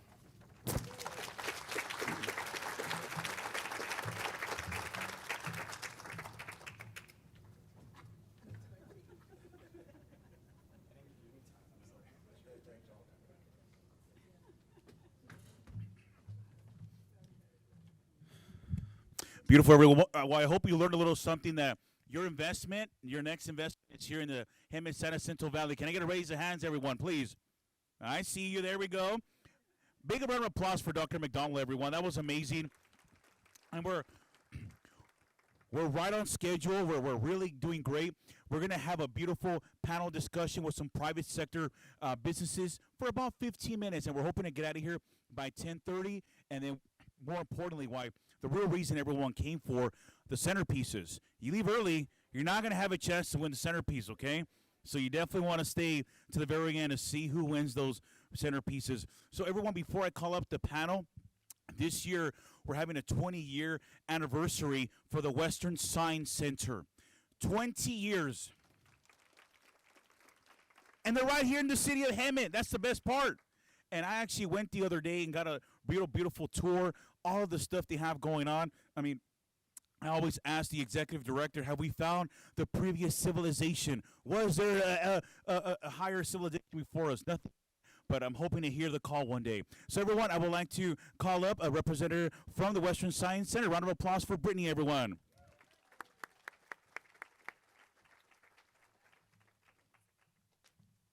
Hi, everyone.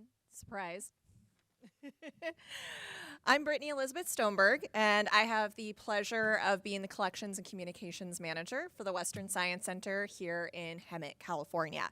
As Ben said, we are celebrating 20 years since the opening of WSC in 2006. That's 20 years of science, education, and, yes, economic impact. The Western Science Center was originally built to house over 100,000 Ice Age fossils found during the excavation and construction of Diamond Valley Lake. Who here remembers that? I do. My parents took me to it when I was 6 to see the lake being filled in, and now I work here. That's where we started, but in the last 20 years, we have now grown into the premier natural history museum of the Inland Empire. Thank you. We now have 1.2 million scientific objects in our collections and over 50,000 visitors crossing our threshold every year. We are the home of the Pacific mastodon, a new species of prehistoric elephant our executive director, Dr. Elton Dooley, named in 2019.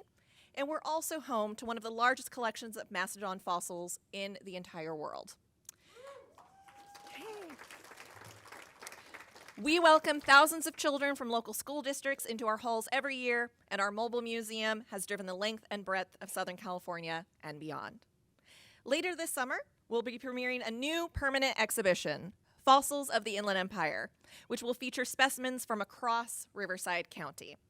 As it turns out, our region is not only rich in economic opportunity, but it is rich in fossil resources.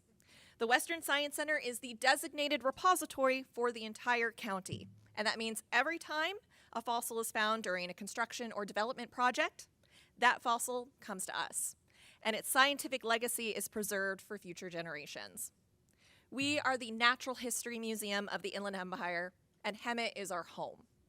We are proud to bring science, education, and tourism to this wonderful valley. We paleontologists, we tend to think in very long timescales, and I hope we will continue to benefit generations of Hemetians, not just for decades, but for centuries. To that end, I'd like to invite all of you here to partner with us as we celebrate our 20th anniversary this year. Museums like ours rely on the support of our community, and we truly couldn't do it without you. Help us make Hemet and the Inland Empire at large a community rich in scientific education and research for another 20 years and beyond. Thank you, everyone. We have brochures and whatnot in the back, and our staff is at the table. So if you have questions about partnering with us for our 20th anniversary, we're going to have business sponsorship opportunities, whatnot. Please come and see us. Thank you.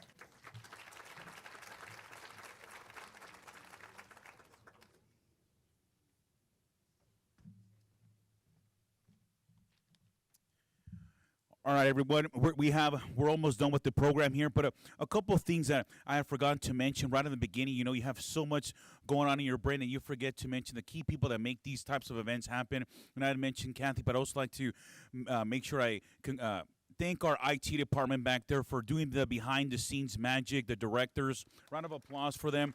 This is what we're able to see on YouTube. And also the individuals that have been able to help us in the front. Maya, Jennifer, and Ivan, they're up in the front. They really helped me out here. Thank you. And then something that the city manager alluded to earlier, when you take a picture on that step and repeat, hashtag us, City of Hemet. Tag us, please. All right, we want to make sure we repost those, and we are ready to move forward, everyone. This will be about 15 minutes. I would like to introduce our panel here for a panel discussion. We're going to pretend we're up on a big conference, and we are going to be asking the tough questions to find out where the private investment is going. So I would like to introduce each one individually. Come on up when I introduce your name, and we'll get the panel started. First, we have up the president, CEO of the Hemet Auto Mall Association and Hemet Toyota owner, Kevin Nodari. Kevin?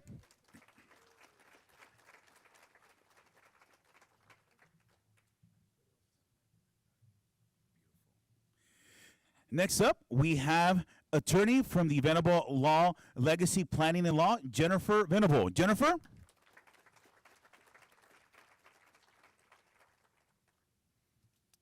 Beautiful.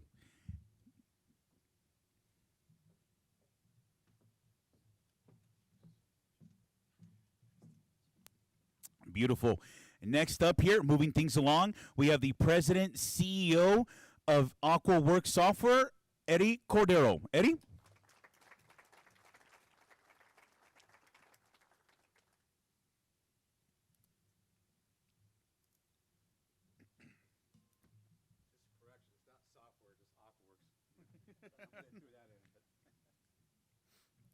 Beautiful. And next up, we have Ed Sauls, the president of Sauls Company and representative of Menlo Highlands. Ed?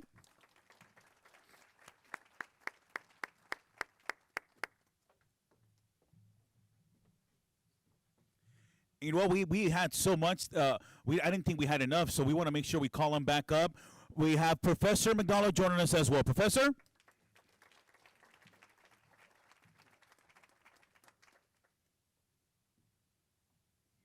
Test 1, 2. All righty. I've been told that I need to bring this back so it's not as loud, you know? So I'm going to keep it here. Panelists, thank you for being here. Before we get started and I go to the questions, maybe a quick 30 seconds on introducing yourself, who you are, what you do for day-to-day, so that's why everyone can get to know you. We'll start off with Kevin, work our way down, please. My name is Kevin Nadiri. Can you hear me okay? I get the privilege of going first. My name is Kevin Nadiri. I came to this valley about 2 years ago.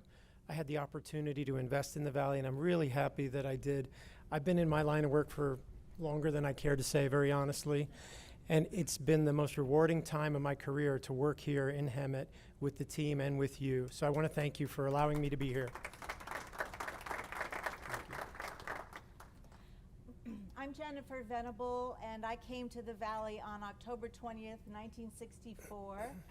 I was born here, love being from here, proud to be from here, love building our law firm here. We provide estate planning and probate services. We love empowering people to get all that buttoned up for when the good Lord decides to take you so that we don't go through probate. So that's why I'm here, and I'm so honored to be in such a conversation with people that are care about this valley so much. Thank you. And I'll ask the panelists if you can just speak into the microphone so it can get captured on YouTube, please. Thank you. My name's Eddie Cordero. I was brought here in 1967, born and raised in Hemet. And if you guys can hear me or not? I think so. Green light, there it goes. It's got the light on. Anyways, my name's Eddie Cordero, and I was born and raised here since 1967. And my dad's a grower, you know, in the valley. been around everybody, know a lot of people, and I've seen Hemet change, and I want to make a difference. My company is AquaWorks. I deal with water treatment, and I troubleshoot. We also generate another program, which is the Fig Tree, and we're creating, kind of giving back to the community, and kind of create a Disneyland for Hemet. So you guys will look forward to something coming up. Very well said. Good morning. Thank you for inviting me. My name is Ed Sauls. I'm a development advisor to Meadow Highlands and Premier Development Services, who are developing about 2.5 million square feet of industrial and business park in the community here. My grandparents lived here. My great aunt came here on the Hemet train station, arrived in the early 1900s. So my roots go back here for a long time. I've done business here now for over 2 decades, and I love seeing the growth of this community. Thank you.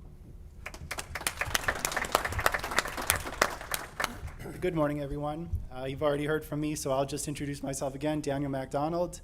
I am a professor of economics at CSUSB, and very happy to be here talking with all the great panelists.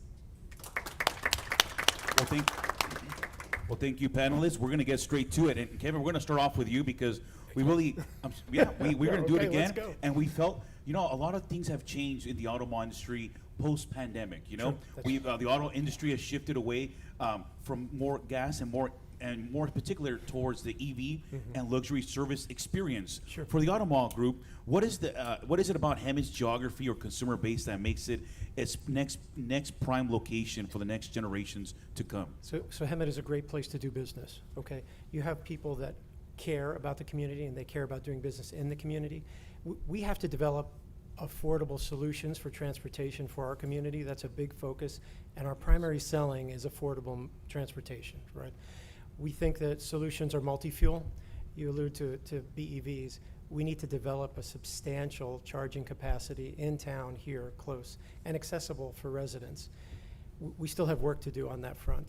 So most of our manufacturers currently are focused on internal combustion and hybrid powertrains that you can use at any time and any place, diesel, but you'll also see BEVs released in increasing quantities, and hydrogen vehicles that you will see available.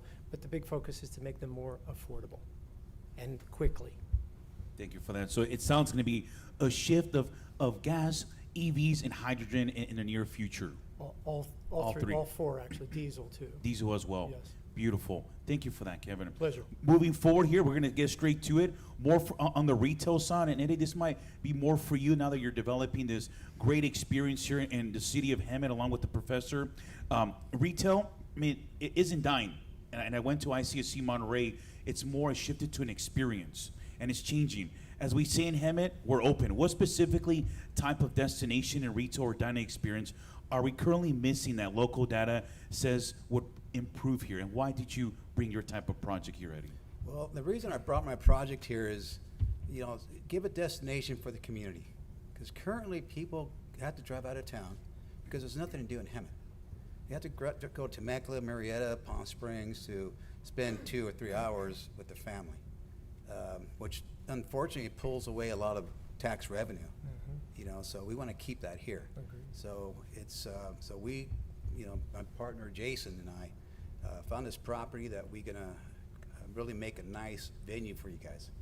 And it's like we're gonna bring the people in a destination where they could eat, spend time with their family.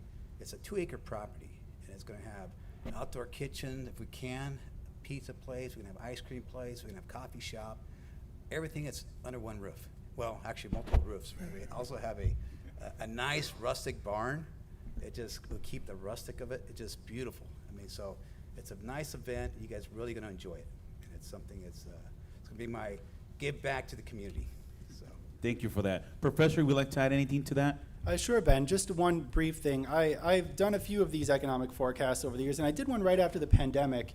And I advised a group of small business owners at that time, lean into premium, right? We were all coming out of the pandemic, a lot of pent-up savings, a lot of pent-up kind of desire to spend.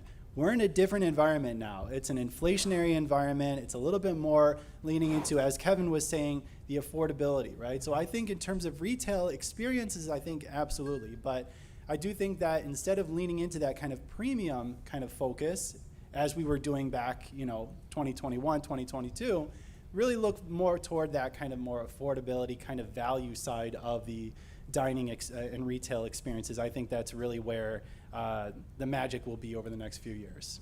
Thank you, and that's a very good point, Professor. I had a cousin, I believe, in 2021, that in 1 week purchased a PlayStation, Xbox, and Wii all in 1 week, and now they're all sold off. So he felt the economy, that's for sure.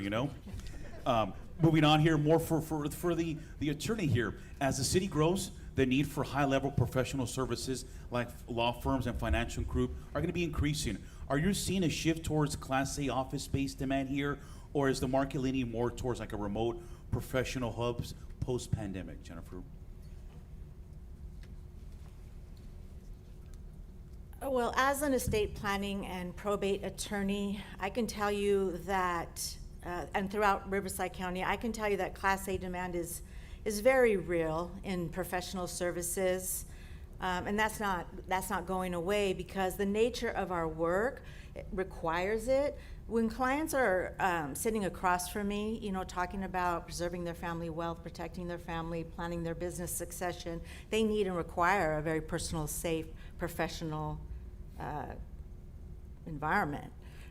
So it just demands it. So a hybrid hub simply doesn't meet that bar. Confidentiality alone would rule that out. But what I'm seeing is firms that are getting smarter about space, smaller footprints, but higher quality. So nobody's trading down on environment or quality. They're just taking less of it.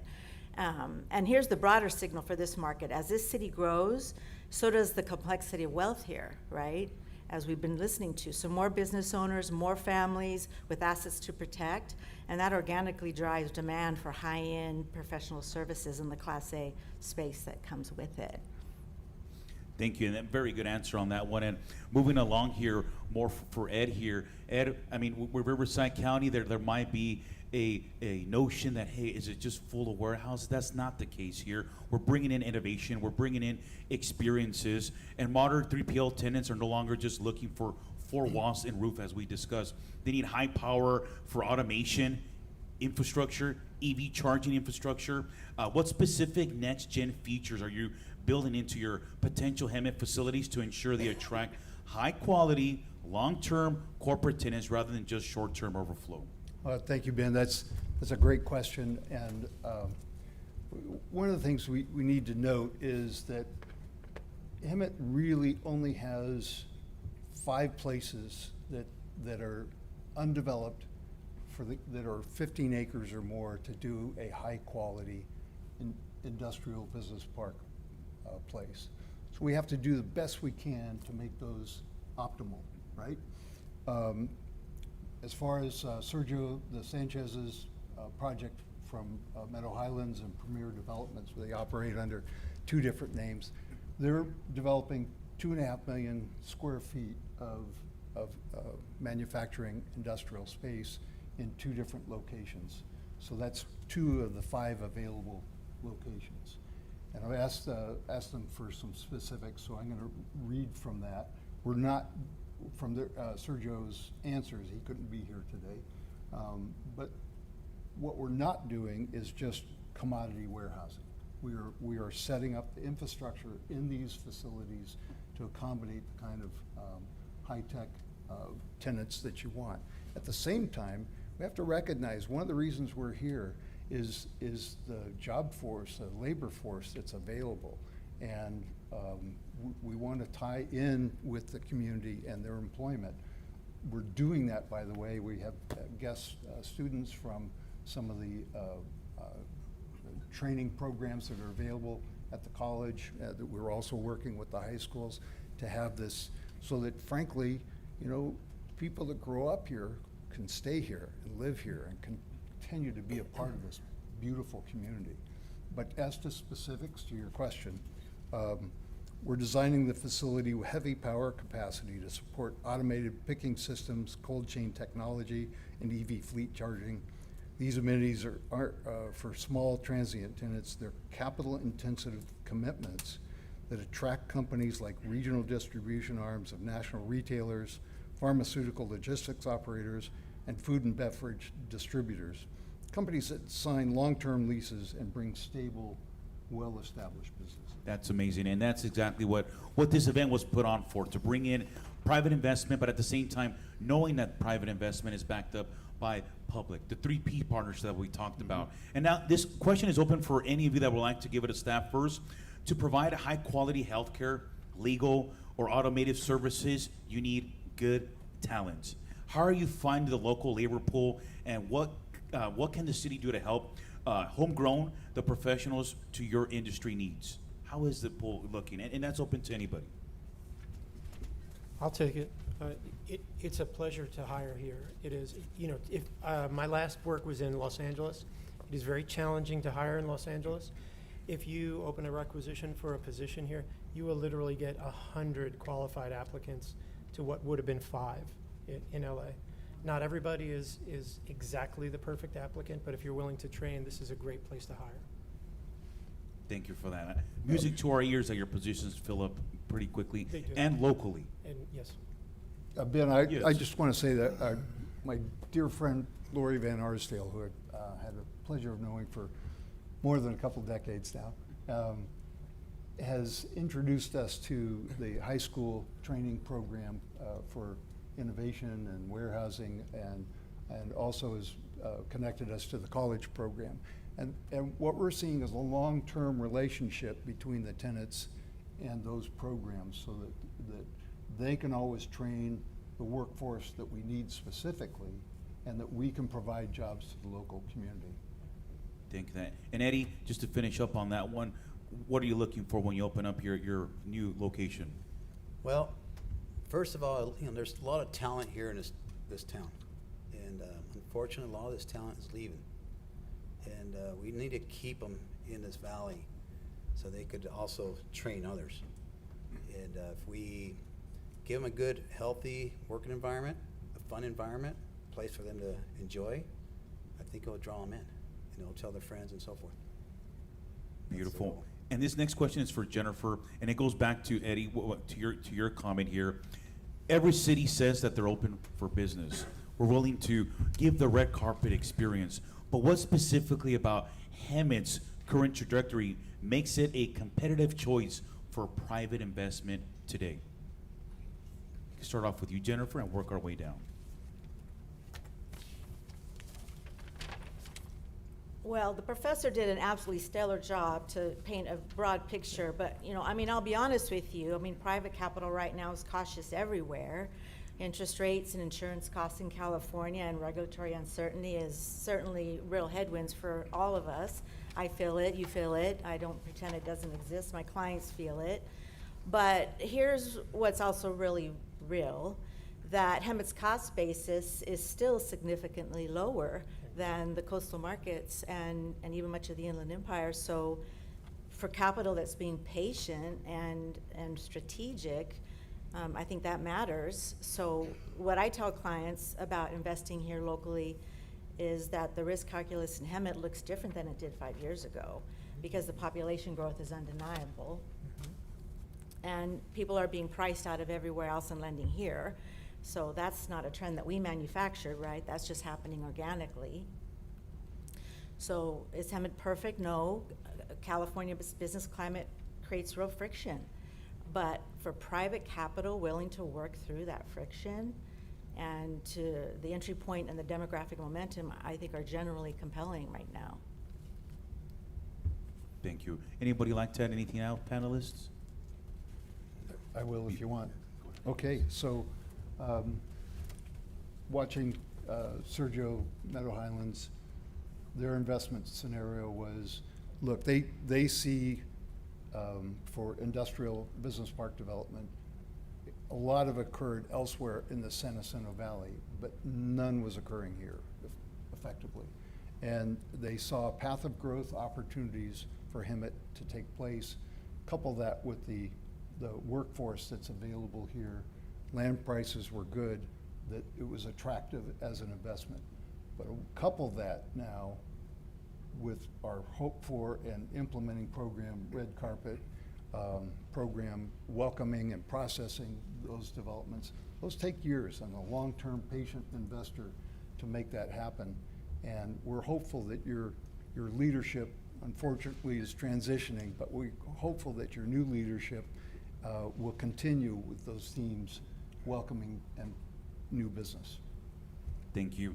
And we're gonna, it's already been 20 minutes here. We have a few questions left here, so we can try to get out of here in time at 10:30. But we really have covered all of the great things that Hemet is doing. But we really want to know from you guys, what is one thing that the city of Hemet could do in the next 12 months to make your future investors' decision here to say yes, or possibly consider us? Start off with Kevin and work our way down. For those who would like to start off. I really think you've already done it, Ben. I would tell you that. I feel the city's position on business is the most friendly position that you could take, and I would ask you to please stay the course. Thank you. Well, I'll be direct. I think the city is in a great position. Not every development pitch in Hemet has landed. The Newland Simpson Warehouse project was denied twice by City Council, 5-0, after hundreds of residents showed up to oppose it on air quality and quality of life grounds. So, but here's what I tell private capital. That's not a red flag. That's a community with standards. What is moving forward tells a more interesting story.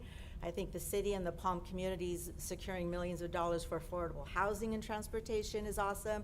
The hotel investment program is incentivizing hospitality development. The downtown kitchen grant is seeding a culinary scene with real money behind it. And underpinning all of it is Hemet Rises, which, as you know, is an unanimously approved economic strategy that earned a statewide award of merit from CalEd.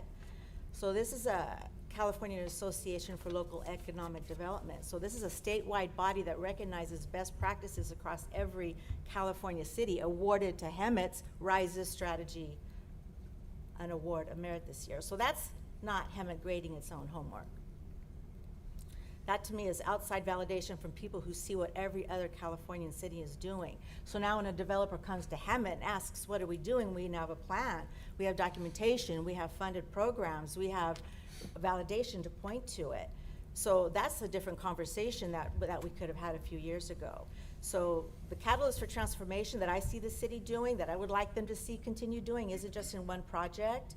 It's a city that knows what it wants and is saying no to what it doesn't want. And that's why I'm optimistic, because I just think that's why the best chapter of this city's story just hasn't been written yet, with everything we have in place moving forward. Beautiful. Thank you, Jennifer, on that one. And we're at the penultimate question here. This is for the professor. And this one, I would like each one of you to answer individually, please. If you were sitting here at the 7th annual Hemet Regional Economic Summit, what do you think would be the signature development, or what change that people feel as a catalyst project of Hemet's transformation? What would be one thing if we were sitting here at the 7th annual that we would be discussing at that point? Professor, and no one has a crystal ball, but you have the data, we have an idea. What do you think? Work our way down. Sure. Go ahead. And I could tell you, I study all the cities, all the major cities in the Inland Empire, Riverside, and San Bernardino County. I'm a housing person, and for me, it's really about doing what you can, those housing projects to really get people here, moving here, and to raise that home ownership rate, which I think just drives so many fundamentals about the economy, from culture and community to economic development and just local demand for services and including retail. So for me, it would be the housing element, and seeing that is really kind of take off. To me, that's a really big part of this whole equation, from what I can see from my bird's eye view of a lot of other cities in the region, the ones that have fared well and the ones that have fared not so well. Ben, I'll reply to that. And clearly, I'm going to say that it's going to be an industrial development project.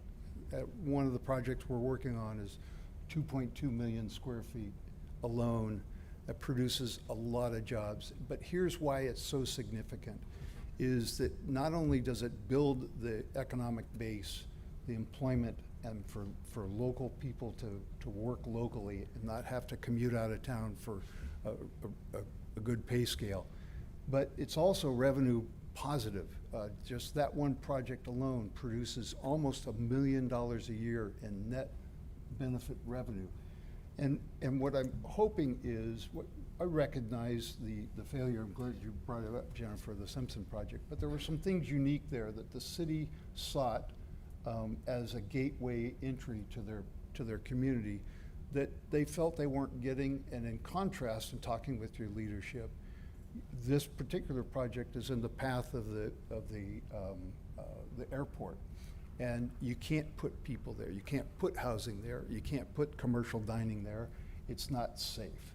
So what do you do with it? You make it a job growth center, you produce $900,000 a year in net revenue to the city, and you take that money and put it into other things that people do want, that builds the community, that builds the services for the seniors and the education support programs. That I think would be an absolute milestone project.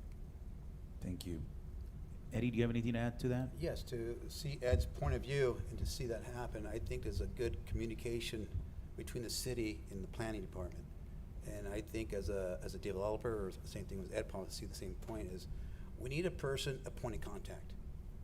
That myself or Ed or anybody else, a developer, say, I want to deal with one person, that person deals with the city planning department. You know, that way there's no misunderstanding, miscommunication, and just expedites everything. And same thing with our permitting process, our time frame. If a developer comes in and says, okay, it's going to take us 6 months or a year to fast track everything, it's going to be, as an investor, it makes sense.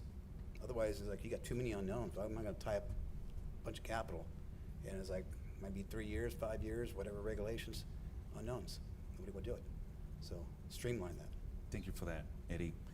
7th year anniversary, I'm sure we'll have the fastest pass in the world. You know, make sure you have it, my friend. Okay. But kudos to them. I'm glad we have the community development director here as well to take those notes as well. Thank you, Eddie. Jennifer?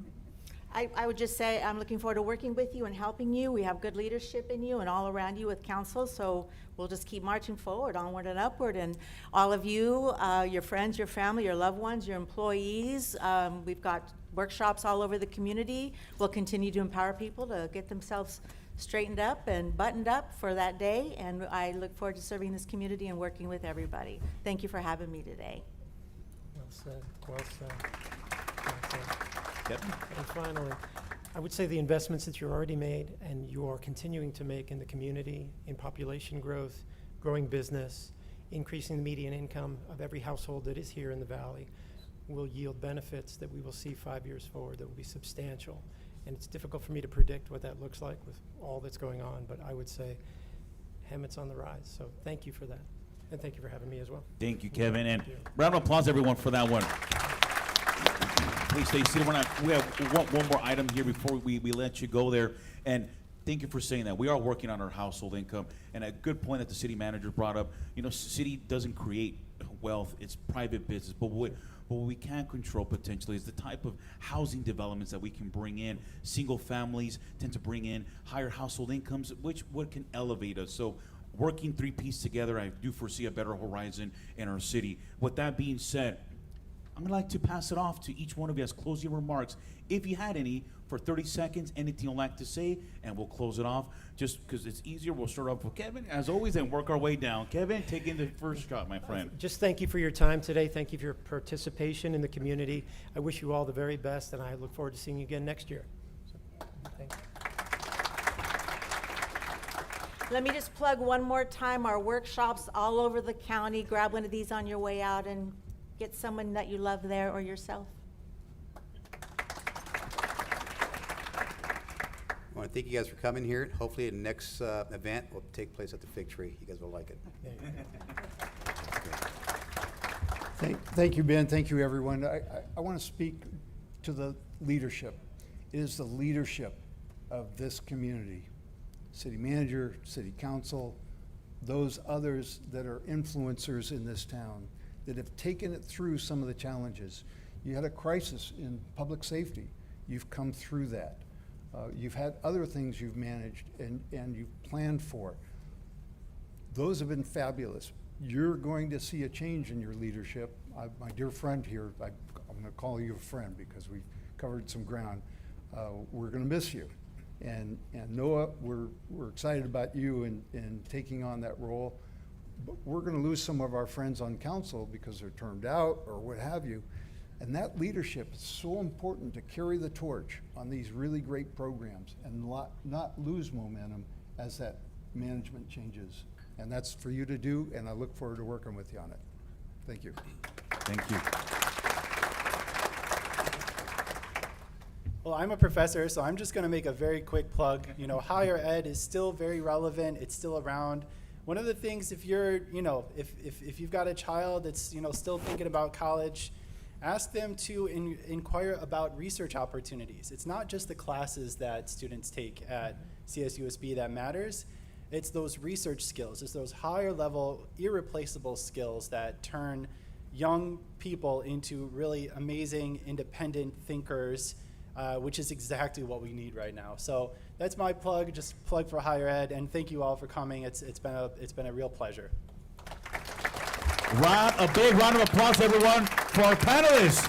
Thank you, panel.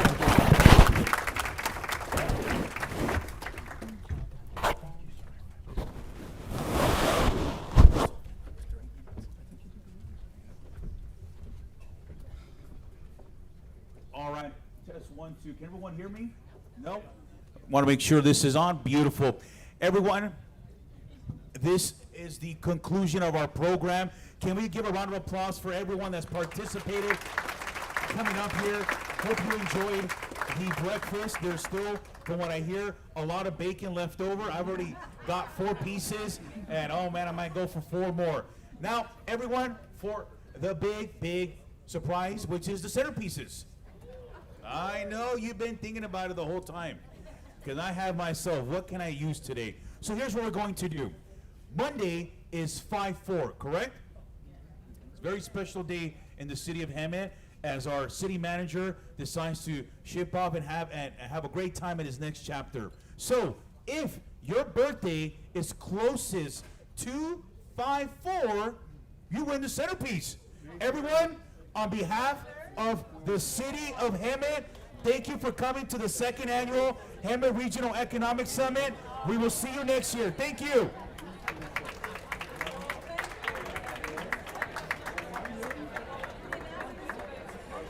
Feel free to stay and mingle. Thank you.